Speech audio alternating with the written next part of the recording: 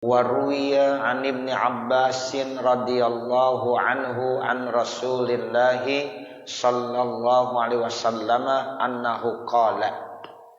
Dan telah diriwayatkan dari sahabat Abdullah bin Abbas, semoga Allah memberikan keridhaan buatnya, dari Rasulullah sallallahu alaihi wasallam, sesungguhnya beliau Rasulullah bersabda, lamma khalaqallahu ta'ala jannata adnin khalaqa fiha ma la ainun ra'at wala uzunun sami'at wala khatar ala qalbi basharin. Tatkala Allah menciptakan surga Aden, lalu Allah menciptakan di dalam surga tersebut ma la ainun ra'at, segala fasilitas yang tak pernah dilihat oleh mata belum pernah melihat, wala uzunun sami'at, bahkan belum pernah terdengar oleh telinga, wala khatar ala qalbi basharin, dan belum pernah terlintas dalam hati manusia. Jadi Allah menciptakan surga beserta fasilitas yang ada di dalam surga. Ketika ditanya fasilitasnya apa aja yang disiapkan di dalam surga, lalu hadis itu menjelaskan itu fasilitas susah untuk diceritain. Emangnya kenapa? Karena mata belum pernah melihat, telinga belum pernah mendengar, dan belum pernah terlintas di dalam hati manusia. Masya Allah, itu surga namanya. Ya, jadi Allah menciptakan surga begitu indahnya. Allah menciptakan surga begitu mulianya, sehingga bukan hanya surga saja yang Allah ciptakan, tetapi fasilitas sarana yang mendukungnya. Apa aja yang ada di dalam surga itu? Ya, itu semuanya susah untuk diceritakan, karena mata belum pernah melihat, telinga belum pernah mendengar, dan bahkan belum pernah terlintas di dalam hati manusia. Ya, itu Masya Allah Bapak Saudara, yang namanya surga apa aja ada. Ya, kita tinggal minta aja. Bahkan dijelaskan dalam beberapa hadis, itu kita baru punya keinginan di dalam hati kita, belumlah kita omongin, udah ada langsung. Itu surga begitu. Es goreng aja ada di surga. Masya Allah. Lah di sini kita nyari es goreng kagak ada ya. Ya bagaimana es goreng? Es rebus juga ada. Ya. Masya Allah, itu surga. Apa aja Allah berikan. Itu fasilitas yang paling bagus yang Allah beri kepada hamba-hambanya. Tapi syaratnya, siapa yang nanti akan mendapatkan surga yang diberikan fasilitas yang terbaik di dalam surga tersebut? Syaratnya dia beriman dan dia beramal soleh. Ya, jadi beriman dan beramal soleh. Nah makanya kita hidup di dunia jangan lepas tuh iman sama amal soleh. Ya, dalam situasi dan kondisi apapun juga, iman amal soleh harus terus kita laksanakan sesuai dengan kemampuan kita. Ittaqullah mastata'tum, bertakwalah kalian kepada Allah semampu kalian. Ya, jadi ini yang penting. Ya, jadi penting sekali. Jadi jangan sampai kita lupa. Kan kadang-kadang orang mau istiqomah susah. Nah kita ayo belajar. Makanya amalan apapun bentuknya bukan dilihat dari banyaknya. Walaupun porsinya sedikit, walaupun porsinya kecil, tapi kalau istiqomah, insya Allah itu lebih dicintai oleh Allah. Nah begitu ya Bapak Saudara. Jadi kita jangan sampai banyak namun bosan. Banyak banget bosen. Ya, jangan tuh. Lebih bagus nggak apa-apa nggak terlalu banyak, karena memang kemampuan kita belum bisa. Tapi usahakan istiqomah. Ini yang penting. Ini banyak di kita kadang-kadang ya sering seperti anget-anget tai ayam. Benar nggak? Iya, jangan. Ya kita udah biasa aja tapi terus istiqomah. Jangan banyak baca Quran semalaman 10 juz, cakep. Cuma semalaman doang, besoknya capek dah, capek. Emang siapa yang nyuruh 10 juz? Nah begitu. Lebih bagus satu ainan baca Quran, tapi tiap malam terus satu ain. Begitu. Lebih bagus satu juz, tapi terus daripada 10 juz setahun kagak ngaji-ngaji lagi. Ya 10 juz. Jadi kenapa? Karena nanti berat sama dia. Ya. Makanya begitu kita nih. Ya, kalau ibadah ayo istiqomah. Porsinya walaupun gak terlalu banyak, ya tapi istiqomah. Sebab Allah gak pernah bosan sama hambanya. Cuma kadang-kadang kita yang bosan. Allah demen. Ya semakin banyak ibadah Allah suka. Cuma kita kadang-kadang takutnya jadi beban. Nah makanya Allah bilang, udah kerjakan semampu kamu. Yang penting istiqomah. Itu. Ya, jadi ini surga begitu indahnya. Sampai-sampai redaksi hadis ini begitu. Mala ainun ra'at wala uzunun sami'at wala khatara ala qalbi basar. Mata belum pernah melihat, telinga belum pernah mendengar, hati juga belum pernah terlintas ya dalam hati manusia tersebut. Summa qala laha, kemudian Allah ya berkata kepada sorga, takallami, bicaralah kamu wahai sorga. Faqalat, maka sorga langsung ngomong. Ketika disuruh bicara sorga setelah Allah ciptakan, lalu sorga itu bicara, qad aflahal mu'minun, salasan sebanyak 3 kali. Qad aflahal mu'minun, qad aflahal mu'minun, qad aflahal mu'minun. Begitu kata sorga. Apa artinya? Sungguh beruntung orang yang beriman. Sungguh beruntung orang yang beriman. Sungguh beruntung orang yang beriman. Karena yang masuk ke dalam surga beriman. Tanpa ada iman, gak mungkin orang itu masuk surga. Ya, kalau amal itu kita gak bisa ngandelin amal. Jadi orang yang bisa masuk surga semata dapat rahmat dan kasih sayang Allah. Tapi syaratnya beriman. Nah kalau masalah amal, ya itu tidak bisa menjamin. Ya, Nabi Muhammad aja masuk surga bukan karena amalannya, tapi karena apa?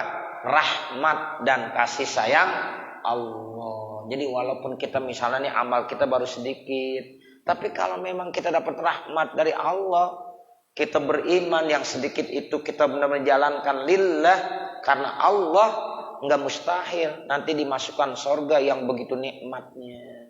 Ya, begitu. Ya. Jadi yang paling penting ya kita beramal lillah semata karena Allah. Betapapun besarnya manusia melakukan amal-amal kebaikan, tapi kalau tidak dilandasi lillah, nah ini banyak masalah. Kita udah baca nih banyak hadis-hadis dan ayat Al-Qur'annya, sayang saya. Nah makanya ayo kita belajar segala amal-amal yang kita laksanakan pastikan semata karena Allah Subhanahu wa taala. Jadi qad aflahal mu'minun. Summa qalat, kemudian sorga itu berkata, inni haramun ala kulli bakhilin wa munafikin wa mura'in.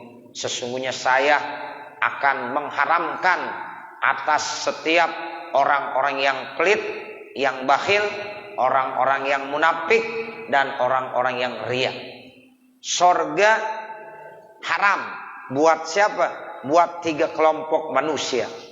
Siapa 3 kelompok manusia ini? Ingat-ingat Bapak Saudara. Pertama adalah orang yang bakhil, orang pelit. Tuh orang pelit surga nggak mau nerima. Begitu. Yang kedua orang munafik, surga tidak akan menerima orang munafik. Yang ketiga orang yang riya dalam amal, surga tidak akan menerima orang yang riya dalam amal-amalnya. Waruya, dan diriwayatkan an Ali bin Abi Thalib, yaitu datangnya dari Sayyidina Ali bin Abi Thalib radhiyallahu anhu, annahu qala, sesungguhnya beliau ya bersabda. Sayyidina Ali bin Abi Thalib berkata, Ya, ini maqalah bukan hadis.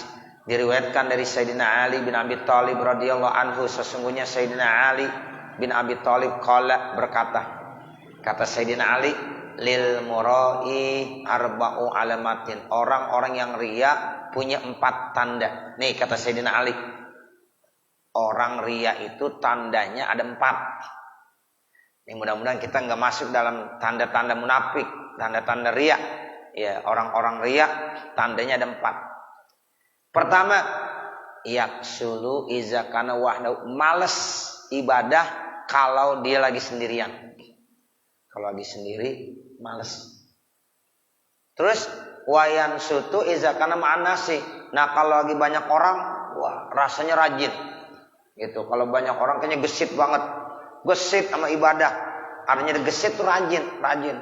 Tapi kalau sendirian, malas banget dah. Sholat qobliyah ba'diyah aja nggak mau. Tapi kalau ya banyak orang, qobliyah, ba'diyah, terus ba'diyahnya juga, lama dah sujud lama banget dah. Ketika sendiri malas. Kalau di sholat juga cara jadi aja. Langwat. Udah. Nah, itu tandanya orang riya, kata Sayyidina Ali bin Abi Thalib. Makanya kita kalau ibadah mau banyak orang sama sendirian sama aja. Iya Pak ya? Gitu. Kita sholat di rumah sendirian, di kamar sendirian, sama di masjid, sama di musola sama aja. Saya kalau sholat di rumah ya begini, saya kalau sholat di masjid begini, saya kalau sholat di musola begini, banyak orangnya begini, nggak ada orangnya begini. Begitu Pak. Ya, jangan nanti kalau giliran banyak orang kayaknya, mantep bener deh. Rajin, tekun kelihatannya. Giliran sendirian males-malesan. Males-malesan. Nah, itu ciri yang pertama orang riya. Wa yazidu fil amali idza asna alaihi. Tambah melaksanakan amal apabila dapat pujian. Nah, kalau dipuji mantap dah, makin rajin, disohorin, udah ya hidungnya makin gede. Begitu. Tapi kebalikannya, wayan kusu idza zamabihi. Dia mulai berkurang apabila dicela. Kalau dicaci maki, udah mulain. Ya, dia nggak mau lagi melakukan amal tersebut. Ngambek dah, ceritanya ngambek. Ya, nah itu tandanya orang kagak ikhlas tuh kalau pakai ngambek tuh. Nah, gua ya diomongin begini, diomongin begitu. Gua males dah. Ya, sholat jamaah lagi. Nah, itu nggak boleh. Cacian orang, pujian orang itu tidak ada pengaruhnya di dalam amal ibadah kita. Orang mau caci, orang mau puji, ya kita kalau udah 10 ya 10 aja. Orang mau caci, orang mau puji, kita kalau udah 20 ya 20 aja. Itu nggak kurang angkanya 10, nggak kurang angkanya dari 20. Kenapa?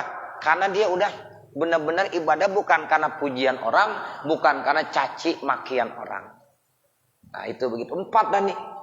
Ya, jadi 4 ini ciri orang-orang yang riya, kata Sayyidina Ali. Ya, jadi kalau ibadah sendirian dia malas, kalau ibadahnya rame giat, ya semangat. Kalau dipuji tambah, dia melakukan ibadah semangat lagi. Tapi kalau dicela udah langsung menurun. Nilai ibadahnya menurun langsung drastis, bahkan bisa sama sekali ditinggalkan. Nah, itu orang yang riya tuh begitu. Makanya kita kalau dicaci, maki, dipuji, udah biasa aja. Ya, ente hebat banget sholatnya, masya Allah. Udah jangan gede hidung kita, jangan, biasa aja. Wah, ini parah ini, dimuji nih, nih termasuk ujian berat ini. Dicaci maki, dihina, lu kayak orang bener aja, lu ngaji mulu lu. Yarin, diemin aja. Ya, jangan dikata lu kayak orang bener banget, lu ngaji mulu lu. Ya, besok gua kagak datang dah. Dia kata gua orang bener. Nah, begitu. Atau baiknya, tumben lu datang. Udah itu omongan apa aja kita nggak usah pikirin. Ya, saya lillah, lu mau kata apa kayak dah. Ya, mau bilang rajin, mau bilang malas, saya nggak peduli. Yang penting saya ibadah karena Allah. Nah, begitu. Ya, sebab memang di dalam hidup dan kehidupan ini Bapak, saudara, manusia itu tidak lepas dari pujian dan celaan. Kira begitu gitu? Iya. Pokoknya kita dalam hidup dan kehidupan kadang-kadang dipuji sama orang, kadang-kadang dijatuhin sama orang, kadang-kadang dicela sama orang, kadang-kadang ya dipuji sama orang. Itu begitu. Yang namanya kehidupan gak lepas dari itu. Ya, jadi tetap kita kalau yang namanya ibadah tidak ya terpengaruh dengan hal tersebut. Ya, ini pesan dari Sayyidina Ali bin Abi Thalib begitu. Waruya an Syakik bin Ibrahim Az-Zahid, kemudian diceritakan dari Syakik bin Ibrahim Az-Zahid, annahu qala, bahwasanya beliau yaitu Syakik bin Ibrahim Az-Zahid berkata, husnul amali salah satu asya'a, amal yang bagus itu ada 3 macam. Ini cirinya nih, husnul amal, amal yang bagus itu cirinya ada 3. Awaluha ayyara annal amala minallahi ta'ala liyuksira bihil ujubah. Pertama, dia melihat bahwa yang namanya amal itu sumbernya dari Allah, supaya dia bisa menghancurkan rasa ujub. Jadi amal yang kita lakukan itu semata dari Allah, taufik dari Allah. Sehingga insya Allah kalau kita niatkan seperti itu, nanti kita bisa menghancurkan rasa ujub di dalam diri kita. Apa artinya ujub? Ujub itu artinya bangga terhadap diri kita. Kita merasa udah hebat. Nah itu jangan. Sebab kita melakukan amal ini semata karena taufik dari Allah. Tanpa ada taufik, bimbingan dari Allah, kita nggak bisa melakukan apa-apa. Sehingga nanti rasa ujub itu akan hancur. Jangan bilang, gua tuh, jangan begitu. Nih, orang-orang kagak yang bangun malam nih, gua doang nih yang tahajud jam 3. Lagi hujan-hujan begini nih, wah soalnya pada tidur. Nah, gua doang yang bangun malam. Nah itu tuh ujub, dah tuh ujub. Nggak boleh. Kita bilang ini adalah taufik dari Allah. Kita bisa melakukan ini semata karena pemberian taufik hidayah dari Allah. Sehingga insya Allah kalau kita tanamkan itu semua, nanti akan menghancurkan rasa ujub. Ini ujub ini termasuk penyakit yang ada dalam hati. Ya, jadi perlu kita kikis, bahkan kita hilangkan dalam hati kita. Jangan sampai kita punya penyakit ujub. Jadi ada ujub, ada ria. Itu saudaranya tuh. Ujub, ria, sombong, masih saudara. Ya masih saudara. Mungkin bisa encangnya, encingnya, ponakannya. Nah itu masih saudara dekat. Ujub, takabur, ria. Kalau ria kan dia beramal supaya dilihat sama orang. Kalau ujub bangga. Ya, dia merasa lebih hebat, lebih tinggi, lebih mulia. Nah itu namanya ujub. Kalau sombong, ya dia nggak mau menerima ya dari orang lain, gitu. Jadi walaupun orang lain menyampaikan ini benar, tolong diterima, dia nggak mau. Nah itu tandanya orang yang menolak kebenaran dari orang lain, itu namanya sombong. Makanya kita nggak boleh sombong. Kalau ada kebenaran kita terima. Ya, oh ini begini yang benar, yang ini salah, baik, saya terima. Walaupun yang ngomong dari orang yang lebih kecil. Ya, kita orang yang lebih tua, yang ngomong tuh orang yang lebih kecil, tapi ini benar, terima. Itu namanya kita nggak sombong. Tapi kalau gitu, lu anak kemarin ngomong begitu lagi, nggak diterima, sombong. Makanya Sayyidina Ali bilang, unzur ila maqal wala tanzur ila manqal. Begitu ya Bapak, Saudara. Karena Sayyidina Ali, Pak, lihatlah apa yang dibicarakan. Jangan lihat siapa yang berbicara. Tuh. Jadi walaupun dia mudaan dari kita, tapi dia ngomongnya benar, terima. Kalau salah, walaupun dari siapa saja, jangan diterima. Ya orang salah.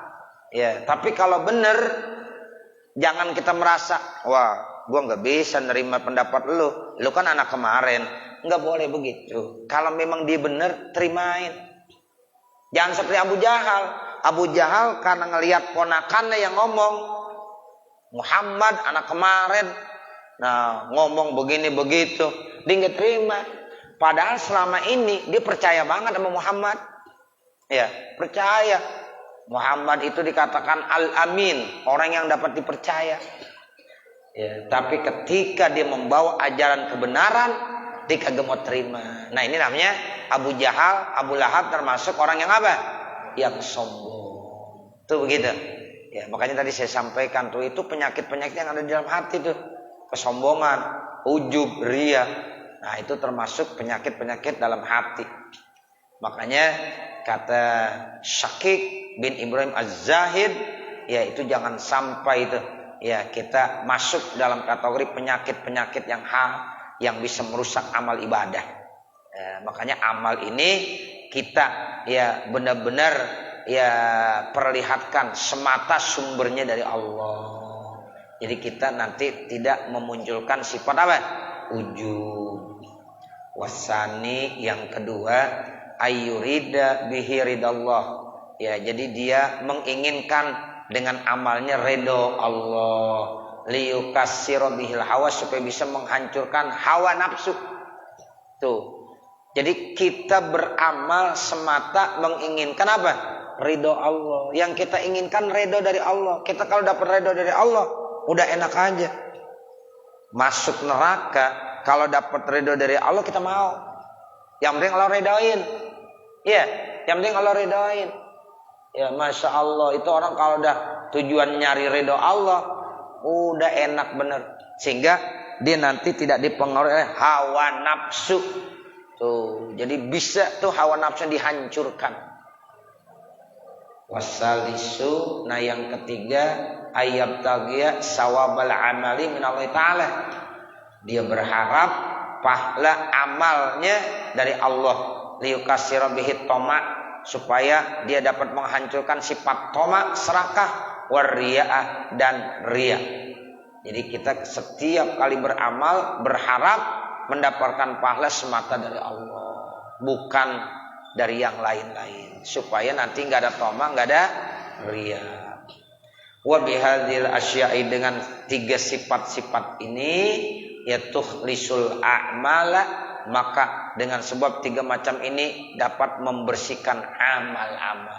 Jadi amal-amal yang tadinya kotor, amal-amal yang kurang bagus, ya itu akhirnya jadi bersih dengan tiga ya macam yang disebutkan oleh Imam Syakik tersebut. Fa amma qalluhu ayyara, adapun perkataannya agar ia dapat melihat annal amal, bahwa amal sumbernya minallahi ta'ala, dari Allah subhanahu wa ta'ala, yakni maksudnya ya'lamu, dia harus tahu annallaha ta'ala, bahwasanya Allah ta'ala huwallazi wafaqahu, dialah yang telah memberikan taufik ya kepada hambanya untuk melakukan amal tersebut. Huwallazi wafaqahu lidzalikal amal. Itu begitu. Jadi dia harus tahu bahwa Allah yang telah memberikan taufik ya kepada orang tersebut sehingga bisa melaksanakan amal tersebut. Nih kita bisa ngaji semata taufik dari Allah. Itu nikmat dari Allah. Makanya orang ngaji itu adalah amalnya yang paling mulia, Bapak Saudara. Wiridan yang paling istimewa ngaji. Makanya kata Mbah Mun, ya, Kiai Maimun Zubair, ya, itu katanya wiridan saya adalah ngaji. Tuh, wiridan saya apa? Ngaji. Tuh, nggak ada lagi wiridan yang lebih bagus kebanding daripada ngaji. Ya, makanya ya ini kita harus istiqomah. Begitu, ayo. Walaupun cuma seminggu sekali, ya, yang namanya tiap malam Senin, ya, walaupun hujan-hujan. Ini kayak sekarang ini kan hujan ya. Tapi alhamdulillah Bapak bisa hadir semuanya. Ya, kenapa? Karena kita jadikan wiridan. Jangan sampai tidak datang. Nah begitu. Jangan bilang hujan, libur dulu dah. Enggak usah libur. Saya berusaha semaksimal mungkin untuk hadir di majelis ilmu. Nah begitu. Emang dulu pesan orang tua saya begitu. Ya, yang namanya orang tua saya Pak terus terang tahadus bin nikmah. Itu yang namanya ngaji nggak pernah libur. Kecuali kalau disakit. Ya, kalau saya tanya ada orang-orang tua yang dulu memang ngikutin pengajian orang tua saya, di mana, di masjid kah, di musola kah, itu nggak pernah yang namanya libur, nggak pernah. Ya, mau hujan mau apa, berangkat terus. Nah, kecuali kalau sakit atau ada uzur. Dan itu pesan orang tua saya. Jadi walaupun kita ada acara, datang ngaji, walaupun cuma 15 menit, ngaji juga dah. Nah begitu. Kecuali kalau memang itu uzur. Kadang-kadang saya kalau nggak ngaji itu benar-benar uzur dah tuh. Kadang-kadang masih di Anyer. Nah begitu masih di pondok. Ya kayak kemarin saya kebetulan di rumah mertua ada acara 40 hari. Ya kalau kita kagak datang ya repot juga ya. Nah begitu. Ini mantu kemana nih?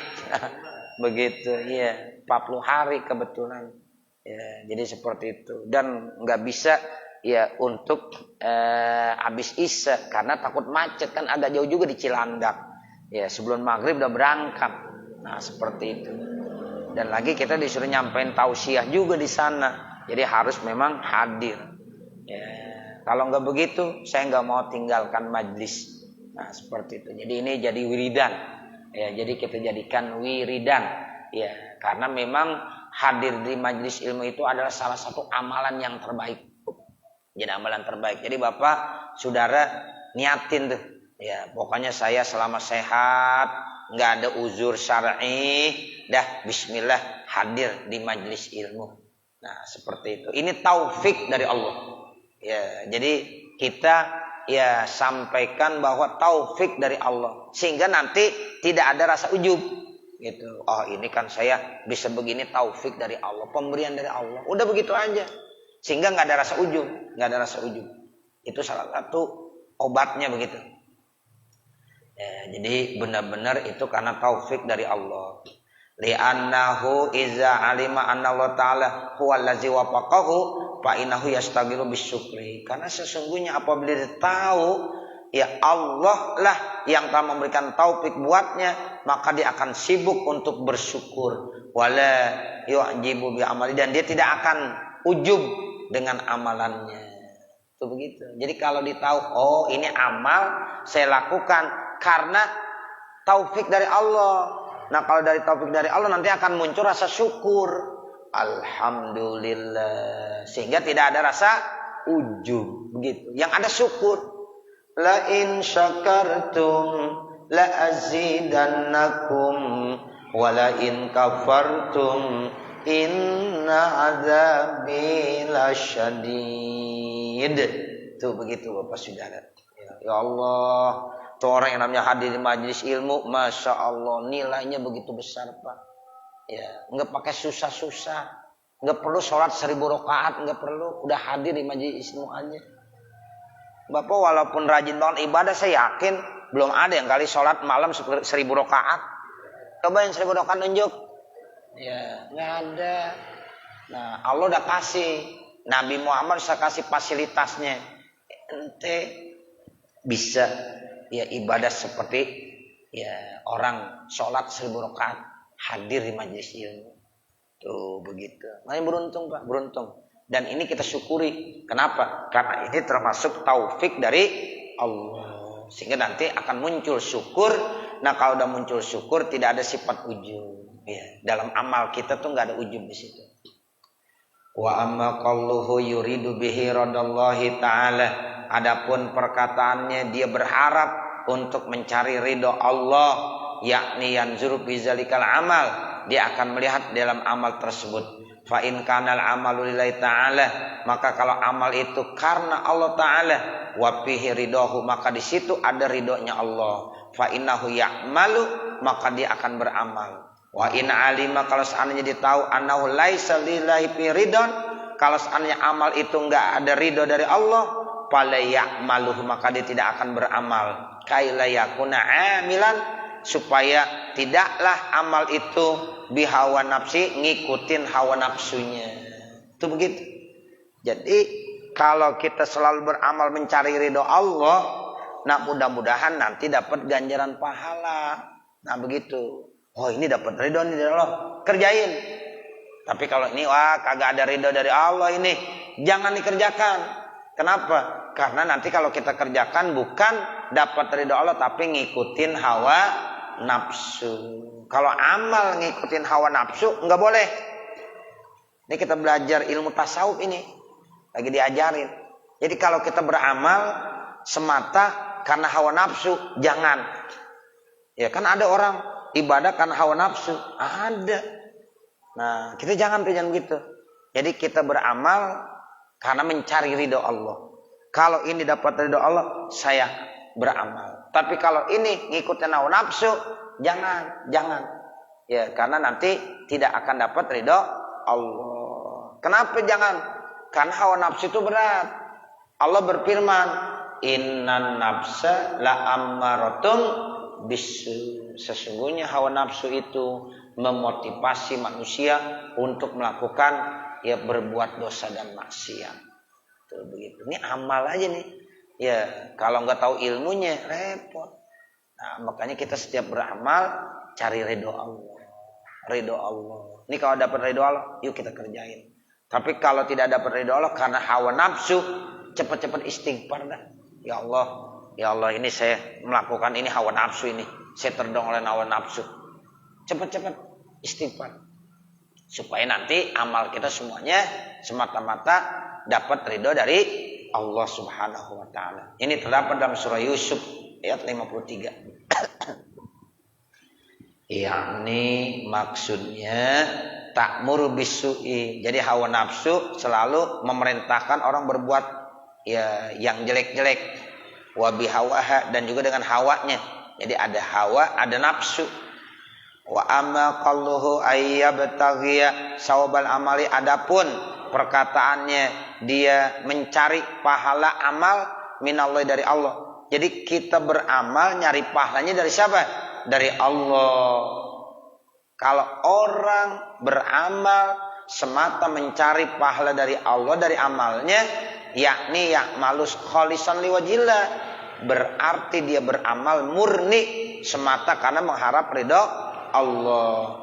Wala yubali, dan dia tidak peduli min maqalatin nasi, dari omongan-omongan manusia. Dia nggak peduli.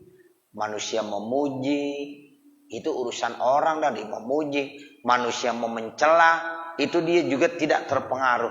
Tidak terpengaruh, dia tidak memperdulikan omongan orang lain. Orang lain mau memuji, orang lain mau mencela, tetap dia istiqomah. Karena saya beramal khalisan liwajhillah, murni untuk mencari ridho Allah Subhanahu wa taala. Nah, ini kalau orang udah begini ini udah selamat dan nih ya.